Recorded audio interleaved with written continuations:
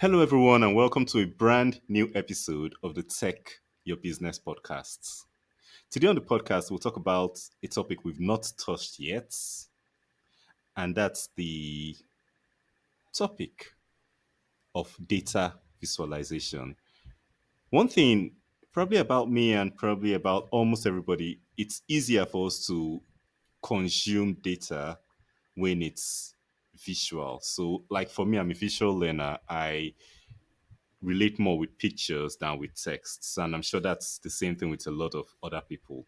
So today, to talk to me or to talk with us about this topic is Jon Schwabish. John Schwabish is an economist. He's a data visualization and presentation skills specialist and also the founder at PolicyViz. So welcome to the show, John. Thank you, Peter. Good to see you. Good to meet you. Happy to be here. Thank you. So tell us about you and what you do. Yeah. Well, thanks for having me on. So, as you mentioned, I'm an economist by training. I have graduate degrees in economics, PhD in economics from Syracuse University, and I spent the early part of my career working in the Congressional Budget Office in Washington D.C. CBO is the budget arm of the U.S. Congress, so I'm sure, like every country, the federal government, they want to propose some policy. It's going to cost some amount of money.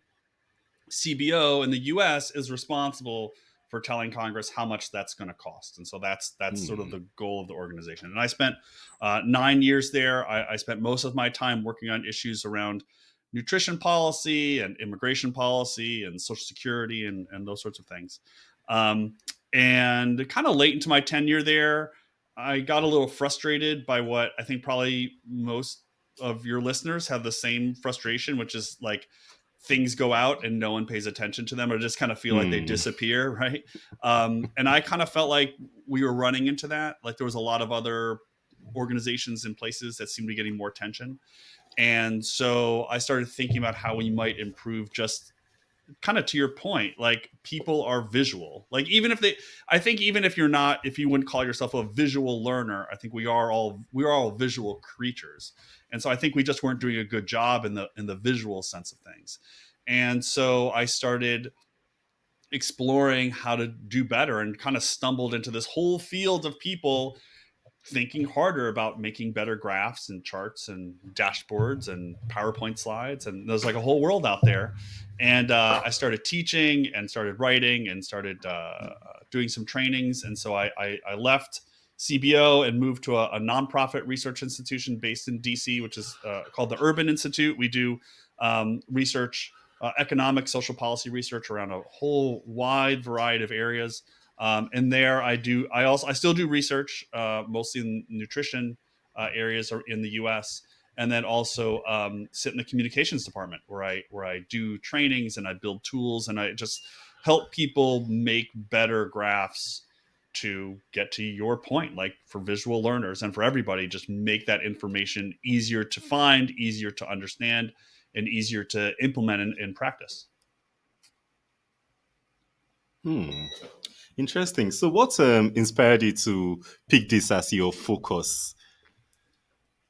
Yeah, this is where I spend my time now, is just thinking more carefully about how everybody really can do a more careful job with how they present their information. I think I don't know. I mean, I think about like the core business environment where people are writing memos, right?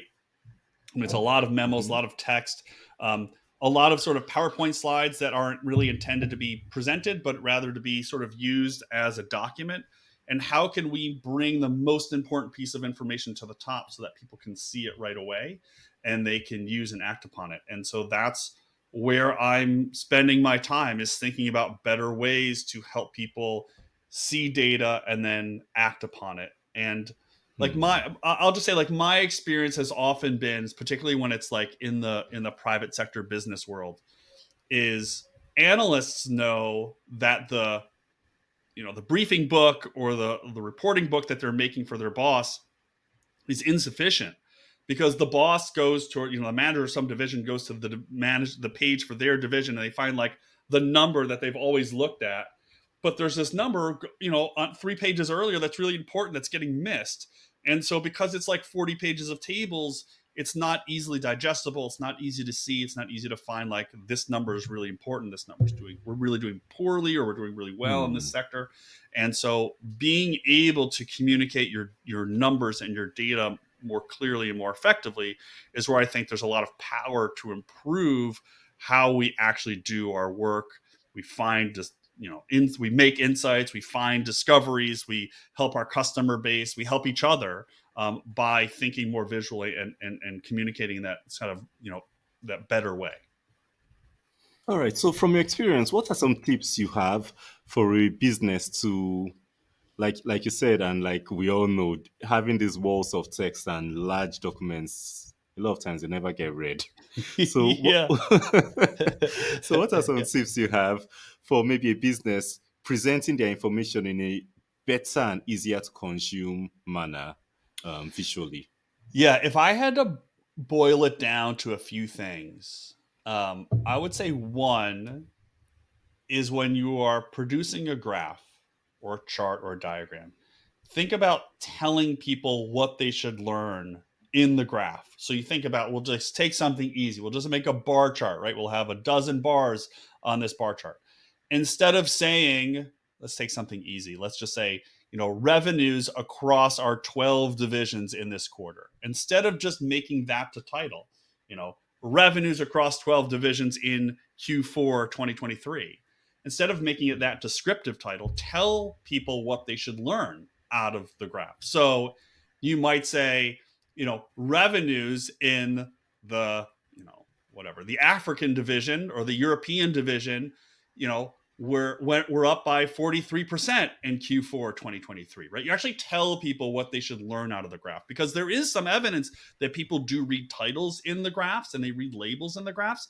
And so if they are reading titles, we should just tell people what they're going to learn. Both things can be true. You can describe what's happening and you can tell people what they should get, particularly in a business environment, right? Particularly in a internal business environment where you are making an argument that we should invest in this product or in this sector or in this region more, or we should hire more here. You're making an argument. So make that argument in the graph. And then I think Hmm.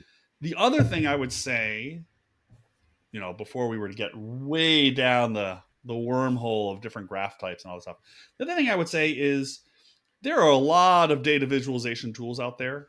Um, and there's a lot of things that people get excited about when they see data visualizations, maybe in the Guardian newspaper or the New York Times or the Washington Post, or whatever your newspaper is. You see something that's animated or it's interactive, it's flashy, it's really cool, you can do a lot of things. I think for most places, particularly internal businesses that I've worked with, it tends to be, bar charts and line charts and tables, lots of tables. Everybody loves tables, right? And it's like, it's pretty straightforward. So I think for a lot of places, get very excited about what they could do, but don't necessarily need to do that. So while JavaScript is kind of the language, the coding language that people use online, you might not actually need a JavaScript programmer to help make your data visualizations or your PowerPoint slides that much better. I mean, I use lots of different tools. I mean, I use Power BI in Microsoft. I use Tableau for dashboarding needs.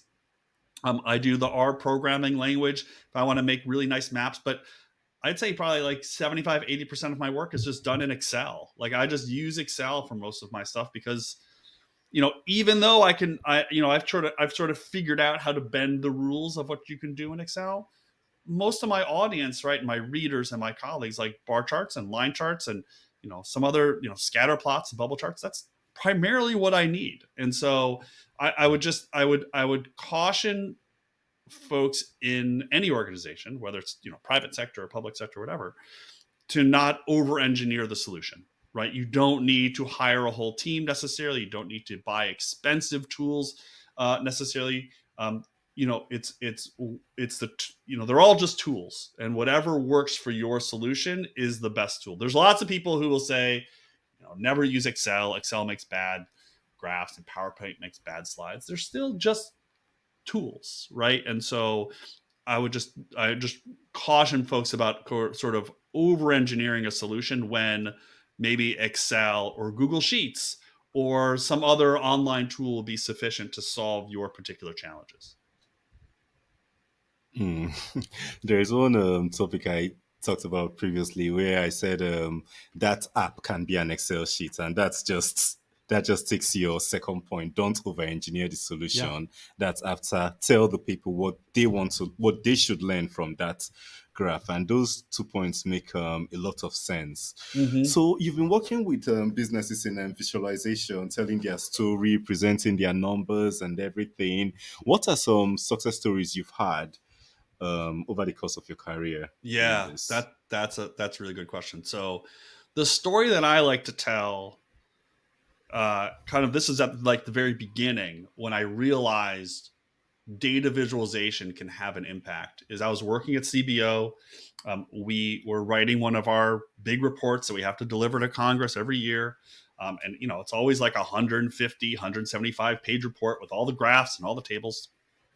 And we created an infographic. And for those who are familiar with the field of data visualization, or that that word infographic, I think conjures up a particular image, a particular thing. Is like these long digital things that you kind of Yeah. scroll online, right? And I had made a bunch of those, and I kind of quickly discovered that I don't think people were really using those either. I think they're also long and they're tall and there's a lot to wade through. And so I kind of quickly got to this point where I was making just basic sheet of paper, single, well, in the US 8.5 by 11. I don't know what it is in the UK. Hmm. It's like A8 or whatever. Like I can't keep the paper sizes different, right? um, but just that one sheet of paper, and we bubbled up just the most important pieces of information out of that report. Because what I'm Hmm. thinking about for that report is we have a 150 page report, 50 page report that staffers might read, analysts might read, people in the media might read, but like a member of Congress is not going to read a 150 page report. Like it's just not. They've got a lot of demands on their time, a lot of stuff going on. They're not going to dive into all those details. And so I tried to bubble up kind of the most important piece of information. So I built this infographic. And so like a month later, I was in my office and folks were watching a hearing on TV. So this, both members, people at CBO, data analysts, like watch these hearings, right? Because this is where you find out what Congress is kind of thinking and using. And I'm in my office, and from the hallway, from people watching, I hear people start to yell like, John, come outside, your infographic is on TV. And I'm like, what is going on? And so I go out in the hallway, and one of the members of Congress is holding up that infographic, and he's like scribbled notes all over it. And that was a moment where I was like, wow, like, you know, it's certainly not the case that like that graphic is going to change policy, right? Like that's going to Yeah. convince everybody to vote one way or do maybe think differently. But the whole point is to try to provide this information so that they can make better decisions, whatever direction that might be, but more informed decisions. And right at the beginning, that was a sort of thing where it's like, wow, this can actually have an impact, and this is in the congressional hearing. So that's one of the early success stories. And so again, I would come back to like this idea of not over engineering. Like a success doesn't have to be like such and such a person saw this graph and they like change the course of the organization, right? But it helps Hmm. inform their decision making, where they say, oh, I didn't know this thing, or I didn't realize this, but now it's so much clearer to me. So I've had a lot of those sort of experiences where they're not as like, I don't know, they're not as shiny and like like in Congress, but a lot of conversation with people is like, oh, I didn't realize that we had this problem until you took it out of the table and you plotted it in this particular way, because now I can see that this dot is way over here. And so those are the sorts of like more common things that I have. But that first one was really the thing that sort of inspired me and kind of keeps me going, Hmm. because that's what I'm trying to do, is to help people get that information and make those good decisions. Really true. So one thing, I read that you are a presentation skills expert too, and one Mm-hmm. thing we've seen over the past few years, especially since the pandemic, is almost everyone is working remote and working hybrid. Yeah. And this means that everyone has to do their presentations remotely. Yep. Yeah. Yeah. Everyone. Yeah. So Everyone. what Everyone. Yeah. so what are some ways that we can win at presenting remotely? Because it's really different from standing in front of a projector and clicking and going, Yeah. and it's a lot different. So what are some ways we can Yeah. win doing our presentations remotely? Yeah, that's a great question because I also think it's the way of the world going forward, right? Like we're going to be in a hybrid world now forever. Like I mean, I don't know about you, but like for me, I go back into my physical office once a week, but there's pretty limited numbers of people that are there. So like I go back and I'm on my computer in my office for half the day, so it's kind of um, yeah. I would say a few things. I would say one, if you are giving formal presentations. If you're just talking to your team or the folks that you work for you or you work for, and maybe you're like we're hanging out with t-shirts and hats, like not a big deal. But if you are giving more formal presentations, I would say, if you haven't already, upgrade your tech stack as soon as you can. So, Hmm. and I'm sure Peter can send you all the links to all the good microphones that he uses. I mean, you don't have to spend thousands of dollars. Like, I mean, I think what. So I'm using. What are you using? What's your microphone you're using these days? Audio Technica Yeah, 80 2100. that's what I'm using. That's the same one. Great microphone. Great microphone. Okay, so listeners of this already know like what microphone to get. Like that microphone, my microphone, for those who can see on the video, I think we might have the same setup. Like I've got this little pop filter and I've got a Yeah. boom on it. Yeah. Like this whole thing was like $100, right? Um, and so like, you want to try to get a good microphone, get a good, get decent lighting, and all this is, we're bound by certain things, right? Like if you're in, I mean, I have colleagues who like they have during the summertime or early on when their kids were at home, like had to do work from the bathroom all day. Like it's not the greatest look, but like that's the world that we're in, right? But if you're able, you want to try to not have a window behind you, because that light sort of shines through, and then Hmm. you want to have good sound, right? And so I think those are like the bigger things. I think then when it comes to actual, like, what are you going to show people? I mean, I think I'm still learning here, right? And I think it's a challenge for all of us. Like, I think my sort of philosophy when it comes to presenting and showing slides is don't put a lot of stuff on your slides. But Hmm. when you're virtual, it's just so much easier for people. They don't have their camera on and they just move, the Zoom window over to the side. And so they're actually doing work. And so I think for me, when I'm in the Zoom world, in the virtual world, I'm putting more stuff on the slides, stuff that they have to read. I'm trying to use more polls, trying to get them engaged more in the chat window. Um, I think, I'm guessing that, the culture in different countries and regions and even within companies can be very different. I mean, I've worked, with some clients where nobody puts their cameras on. It's just not part of their culture. Other places, everybody has their camera on. So, but I think generally I try to probably have a bit more of like exercises and things for people to do in the virtual world, than in person, where it's just kind of more natural to have a conversation with someone when they're sitting in front of you. So those would be kind of the big things. And then I guess one more like smaller thing is, I think it's really easy if you scroll through Instagram or you're on YouTube to find people making slide decks that are just amazing, right? There's animation, Hmm. there's things swooping around and they're growing and glowing.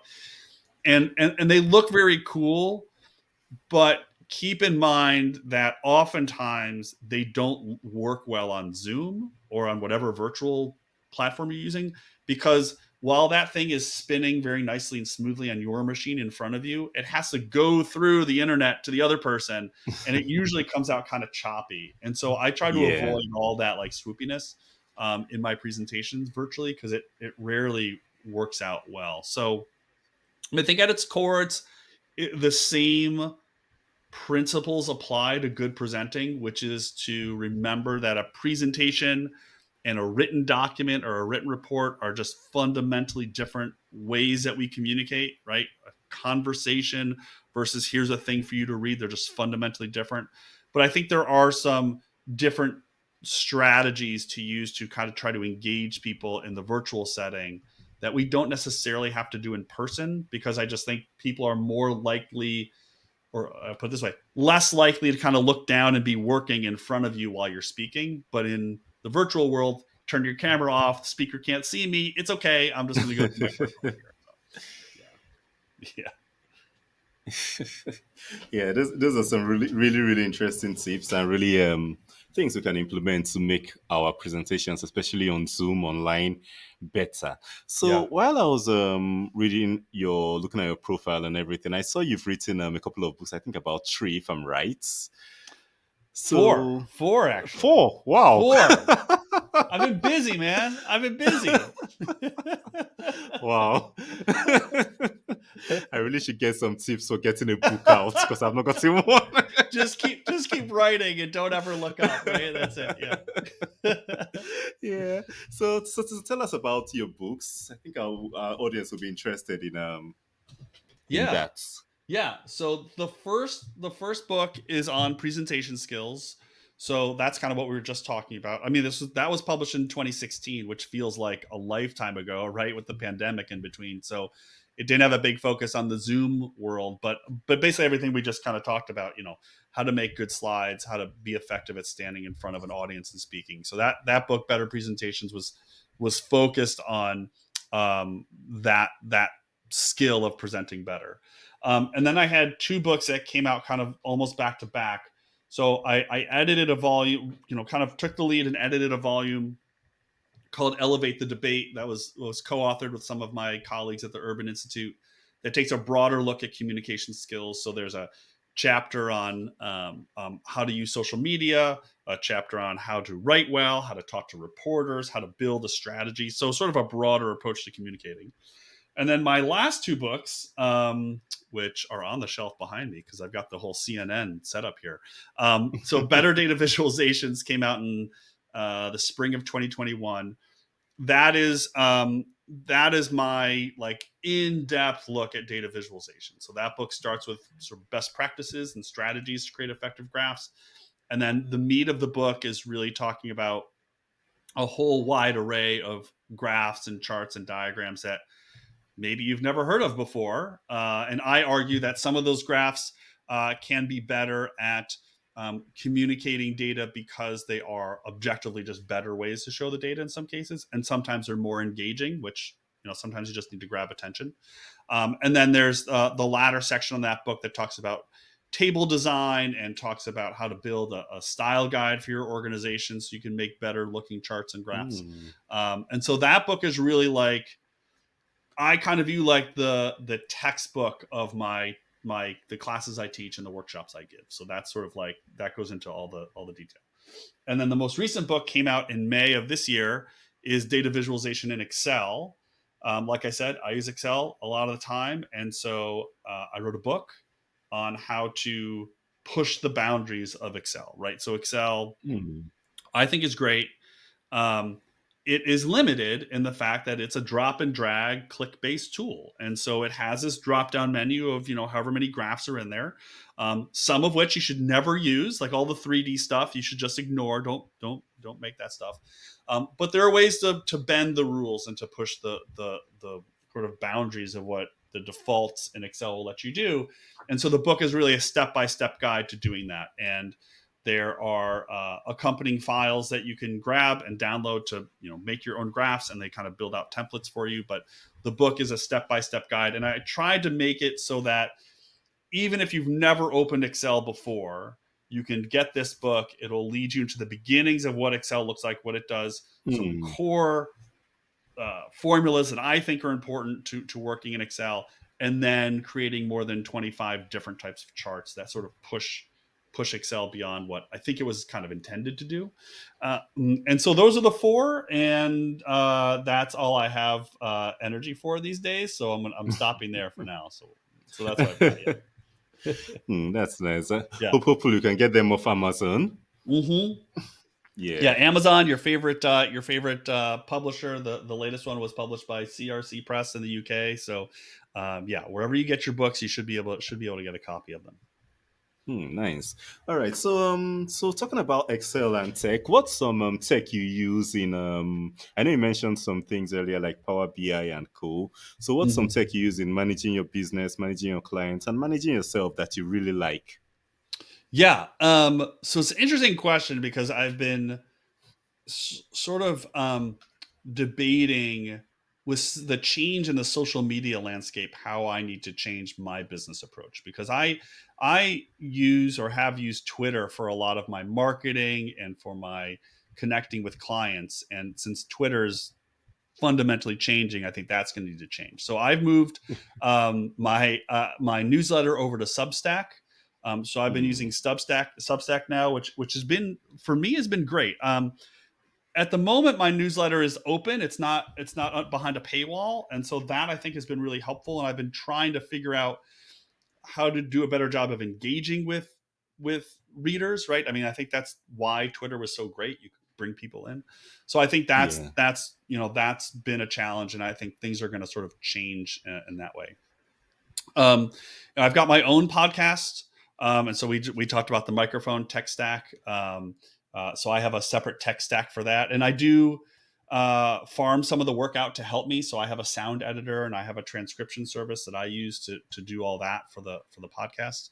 And then on the kind of design side for marketing, for brochures, pamphlets, stuff for the podcast, I use a combination of PowerPoint and Canva. So Canva is an Hmm. online design tool. Um, it has, I think it's gotten even better. And I think I mean, I haven't really started to play with the kind of newer AI features, but they've added some newer AI stuff that looks really cool. So I'm going to start to investigate that. Okay, so let's see. So we've talked about the podcast. My website's built on WordPress, so I'm using custom WordPress site design. And then let's see. And then the financials. I use Stripe for my credit card processing, Hmm. which um, is great. It's low cost. It's pretty easy to use. I'll say their customer service has also been great. My site was attacked by a credit card farm last year, and so they were really good at helping me sort of resolve that. Um, Wow. so there's a lot. I mean, this as well, right? Like there's just a lot of things you need to sort of keep a small business, and like mine's as small as you get because it's just me. But to keep a small business rolling, you kind of need to have all of these pieces organized. And I would say for anyone who's, I mean, it doesn't have to be data visualization, but seeking to start like their own firm, I think I would also go back to this idea of not over engineering and not trying to go True. from like 0 to 60, right? Like you start slowly and you start to learn. Like I'll go back to my newsletter as a really good example. So I think early on I used MailChimp, and then my subscriber base got big enough where I had to move to a paid plan, but I didn't really want to pay for it. And so I moved it to Rev was the Twitter newsletter service, and that was working great for me. And it was free and it was easy to use. And, I still wasn't at the point where I wanted to like start paying. And then Elon Musk takes over Twitter. They shut down Rev, and so okay, so now I moved to Substack, right? And so I've really started to like. I think the Substack interface is really good. The support is really good, but I think that the moral of that story is you might start using a tool that just maybe you grow out of it, or it just doesn't work for you. But like, don't let that deter you from trying to grow your business, because you will find you might just need to scale up in different ways. Um, and I would say most of these tools that are out there, most of them can solve the problem that you have, right? So I'll take Stripe as a good example. Like, um, I have a shop on my WordPress site that takes credit cards, but like I have some clients who want to pay by credit card. Well, I don't have Hmm. like a separate credit card system set up, but Stripe does have Stripe has that ability built in, and so it's not hard to sort of build a custom little portal to just take a single credit card payment if that's what you need to do. So I would just say, like, and there are obviously a ton of resources out there to learn some of these things, but I would just say, like, don't let the challenges deter you from growing or from trying other things, because that's sort of how it rolls. And then, eventually you sort of figure out a process, and once you figure out that process, then you're just kind of rolling. But it can take some time to get that going, especially for startups, small entrepreneurs, sole proprietors like me. It can take some time to get that stuff going.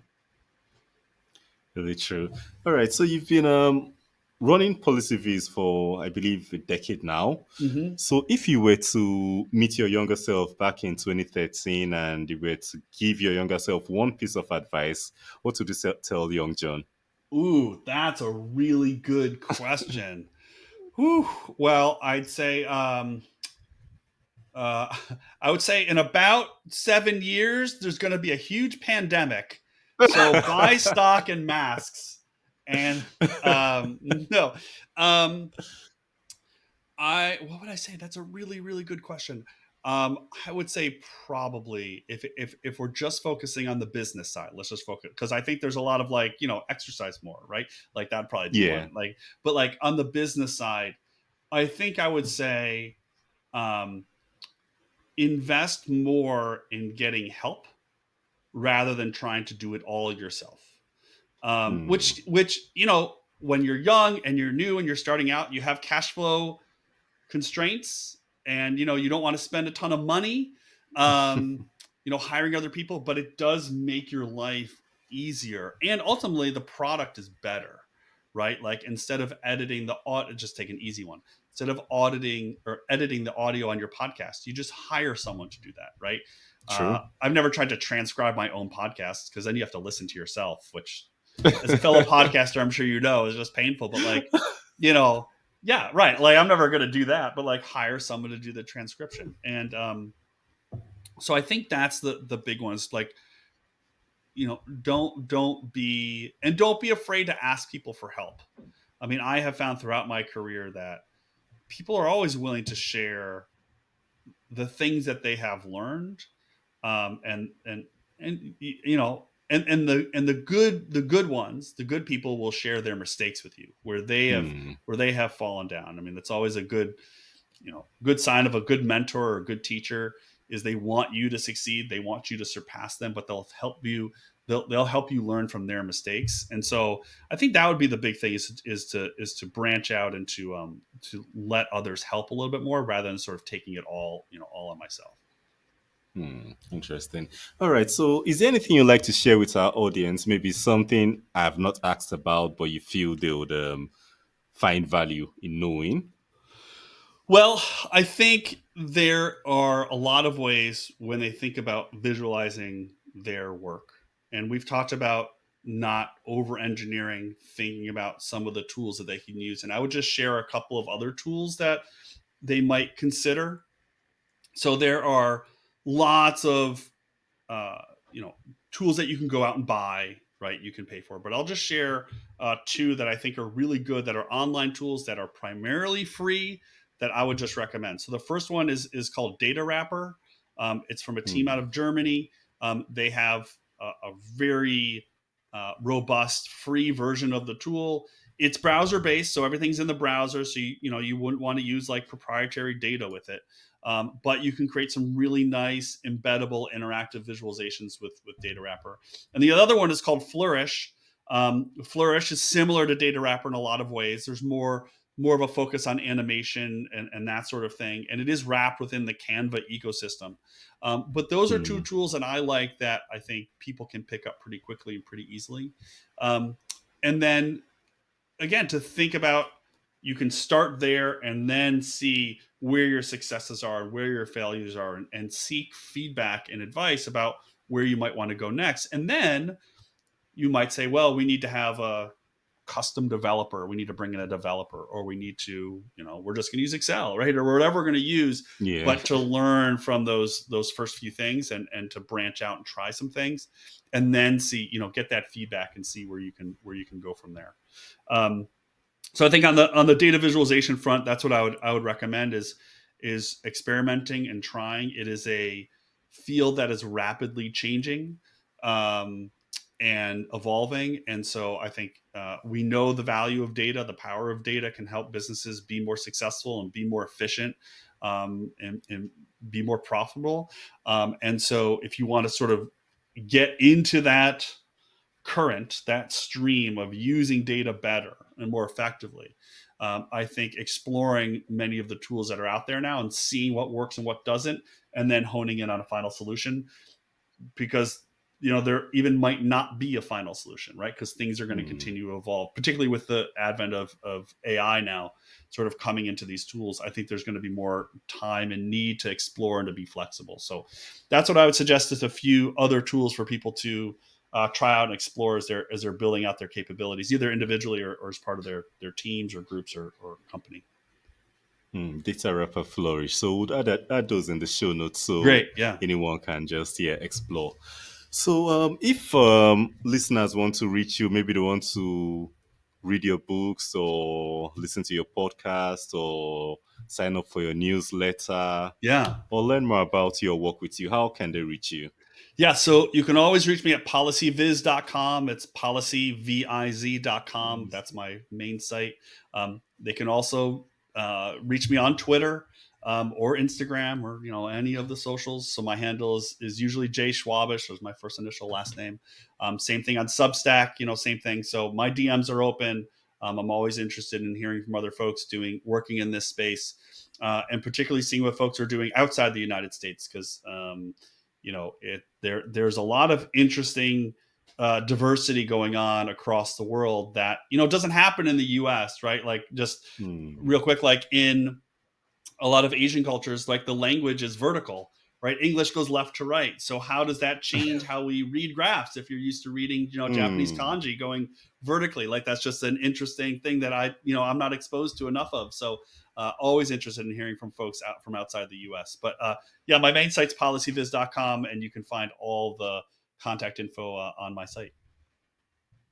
Amazing. So your site, along with the other links, would be added in the show notes, Great. and so listeners can reach you. So thank you so much for coming on the show. Thank you so much for sharing with us on visualizations, giving us those tips, and especially what you told your younger self.